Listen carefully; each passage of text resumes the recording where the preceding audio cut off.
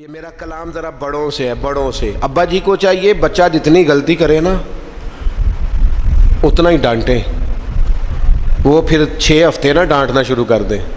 استاد صاحب کو چاہیے کہ جتنی بچے کی کمزوری ہے نا، مجھے پتہ ہے سب سے زیادہ کس بات سے تکلیف ہوتی ہے۔ آپ کے بچے نے غلطی کی ہے، آپ اپنے بچے کو ڈانٹ لیں، سمجھا لیں، آپ کسی اور کے سامنے اس کی تذلیل کبھی نہ کریں، یہ زیادتی والی بات ہے۔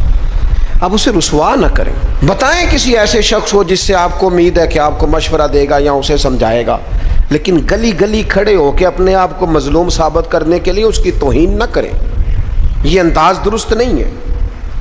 اس سے بچوں کی انسلٹ ہوتی ہے، وہ کمزور پڑ جاتے ہیں۔ ہر جگہ رونا رونا میرے بچے اچھے نہیں، میں بڑا پریشان ہوں، کیا بات کر رہے ہیں آپ؟ یہ بچہ تو آپ کی کمائی ہے، اساس ہے، حسن ہے، نسل ہے، اصل ہے، اور اس قدر زیادہ تکلیف دینا، جگہ جگہ شکایتیں، جگہ جگہ باتیں۔ ہمارے بچے ہمارے ہیں نا، تو ان کی عزت کس کی ہے؟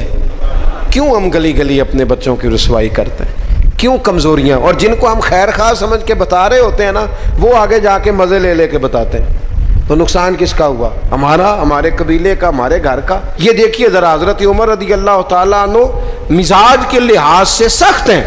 ایک نوجوان آیا، اس نے آ کے رونا۔ یہ پہلو آپ نے ضرور یاد رکھنا ہے میرے سیدنا فاروق اعظم کا، ہمارے امام، ہمارے قائد، ہمارے لیڈر، رہنما، مقتدا حضرت فاروق اعظم رضی اللہ، یہ انداز ضرور یاد رکھیے گا۔ حضرت عمر فاروق کا یہ طبقات ابن سعد میں موجود ہے۔ نوجوان آیا اور آ کے رو ہی پڑا۔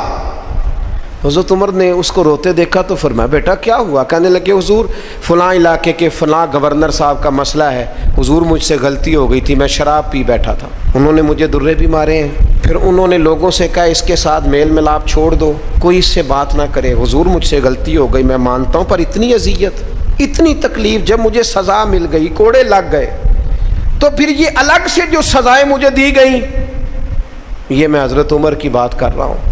میں نے جب یہ پڑھا تھا تو میں رو پڑا تھا۔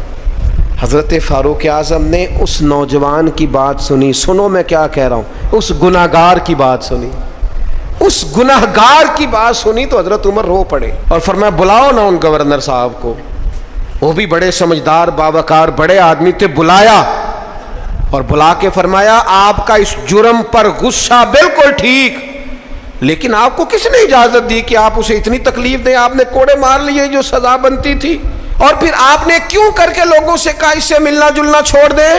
فرمایا اب میں آپ کو حکماً کہتا ہوں، اگر آج کے بعد آپ نے کوئی ایسا کام کیا تو میں آپ کو سزا دوں گا۔ فرمانے لگے آپ نے کہا تھا نا لوگ ان سے ملے جلے نہ، فرمایا اب آپ ہی لوگوں سے کہیں ان سے ملاقات شروع کریں۔ جب انہوں نے توبہ کر لی، اپنا گناہ مان لیا، جب اقرار کر لیا، معافی مانگ لی، اب سزا کا کیا معنی ہوا؟ اب تکلیف کا کیا معنی ہوا؟ سیدنا فاروق اعظم رضی اللہ تعالیٰ عنہ فرمانے لگے اگر یہ سچی توبہ کر لے تو پھر تو ان کی گواہی بھی قبول کی جائے گی، ان کی گواہی تک ہم قبول کریں گے۔ وہ کسی نے کہا تھا الجھے الجھے بکھرے بکھرے روز و شب دیکھے گا کون، لوگ تیرا جرم دیکھیں گے سبب دیکھے گا کون۔ لوگ معافی نہیں دیتے، لوگ درگزر ہی نہیں کرتے، انسانوں سے غلطیاں ہو جاتی ہیں، لیکن اگر کسی نے توبہ کر لی، اور صحیح حدیث میں موجود ہے نبی پاک علیہ السلام نے فرمایا اگر کبھی کسی بندے سے کوئی گناہ ہو گیا پھر اس نے توبہ کر لی، اگر کسی نے اس بندے کو دوبارہ وہ گناہ یاد کرایا تو اللہ تعالیٰ اس بندے کو یاد کرانے والے کو سزا دے گا، مرنے سے پہلے اسے بھی اس گناہ میں مبتلا کر دے گا۔